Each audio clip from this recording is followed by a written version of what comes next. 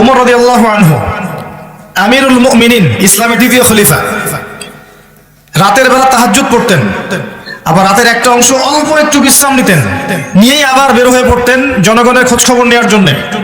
দেখছেন যে এক মা চুলার উপরে হাঁড়ি বসিয়ে রেখেছে, হাঁড়িতে কিছু নাই, বাচ্চাটা কাঁদছে। গল্পটা জানেন না? এটা প্রসিদ্ধ গল্প, কিন্তু প্রসিদ্ধ কাহিনী, বিভিন্ন কিতাবে এসেছে। তো তিনি গিয়ে জিজ্ঞাসা করলেন, কি সমস্যা, বাচ্চা কাঁদছে কেন, খাবার কোথায়? তো এই মহিলা বলছে, ওয়াল্লাহি হাযা বাইনি ওয়া বাইনা উমর, আল্লাহর কসম করে বলছি এই অবস্থাটা আমার ওমরের আর আল্লাহর মাঝখানের ব্যাপার।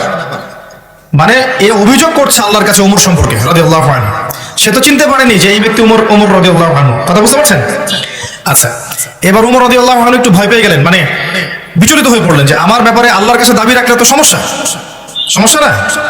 তিনি এমন মানুষ ছিলেন যিনি বলেছিলেন যে ইরাকের ফোরাত নদীর কিনারায় যদি কোনো ছাগলের বাচ্চা না খেয়ে মারা যায়, আমি ভয় পাই যে আল্লাহ পাক সেজন্য আমাকে জবাবদিহি করতে পারেন। এমন ছিলেন তিনি আমিরুল মুমিনিন। খেজুর পাতার মসজিদে বসে অর্ধবিশ্ব শাসন করেছেন, অর্ধবিশ্ব, এবং মাটিতে ঘুমাচ্ছেন। তার ব্যাপারে একটা প্রসিদ্ধ কথা আছে, হাকামতা আদালতা আমিনতা ফানিমতা। হে ওমর, তুমি বিচার কার্য পরিচালনা করেছো, ন্যায় বিচার করেছো, নিরাপত্তা দিয়েছো, এরপর ঘুমিয়েছো। তারপর তিনি কি করলেন? বললেন, ইয়া আমাতাল্লাহ, হে আল্লাহর বান্দি, একটু অপেক্ষা করো, আমি আসছি। তিনি চলে গেলেন মদিনায়, গিয়ে ওই যে রিলিফ দেয় না, রিলিফ ত্রাণ রাষ্ট্রীয় কোষাগার থেকে, সেখান থেকে একটা বড় বস্তা খাদ্য, জব বা গম এই টাইপের নিজের কাঁধে উঠালেন। নিজের কাঁধে, অ্যাসিস্ট্যান্টের কাঁধে নয়, নিজের কাঁধে, গাড়িতে করেও নয়, পায়ে হেঁটে কাঁধের মধ্যে এই বস্তাটা নিয়ে তিনি হেঁটে হেঁটে যাচ্ছেন ওই মহিলার বাসা পর্যন্ত। তার পাশে একজন সাহাবী ছিলেন, তার নাম ছিল আসলাম রাদিয়াল্লাহু আনহু। ইনি বলছেন যে ইয়া আমিরুল মুমিনিন আনা আহমিলু, হে আমিরুল মুমিনিন, আমাকে দেন, আমি বহন করছি। তখন ওমর রাদিয়াল্লাহু আনহু বলছেন, হাল আনতা তাহমিলু উযরি ইয়াউমাল কিয়ামাহ, তুমি কি কিয়ামতের দিন আমার পাপ বহন করবে? তুমি কি কিয়ামতের দিন আমার পাপ বহন করবে, আমার বোঝা বহন করবে? আজকে এটা চাচ্ছ তুমি আমার কাছে? নিজে কাঁধে করে নিয়ে গিয়ে ওই মহিলাকে দিলেন, নিজের হাতে রান্না করে বাচ্চাগুলোকে খাওয়ালেন।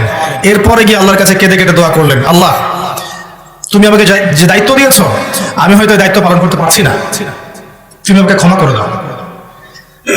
আমি কিভাবে আপনাকে বুঝাবো যে এগুলো হচ্ছে ইসলাম?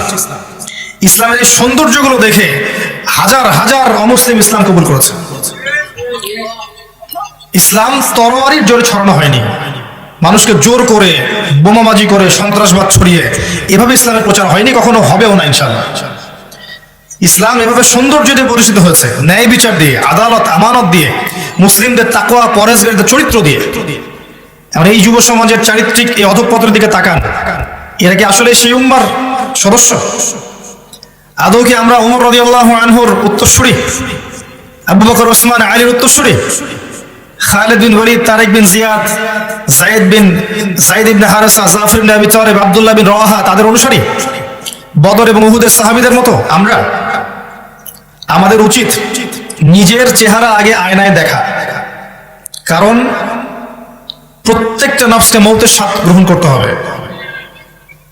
ফাইন্নামা তুওয়াফাউনা উজুরাকুম ইয়াউমাল কিয়ামাহ, এরপর কিয়ামতের মাঠে তোমাদেরকে পূর্ণ প্রতিদান দেয়া হবে। ফামান যুহজিহা আনিন নার ওয়া উদখিলাল জান্নাতা ফাকাদ ফাজ, ওই দিন যাকে জাহান্নাম থেকে বাঁচানো হবে এবং জান্নাতে প্রবেশ করানো হবে, একমাত্র সে ব্যক্তি সফল, আর কেউ সফল নয়।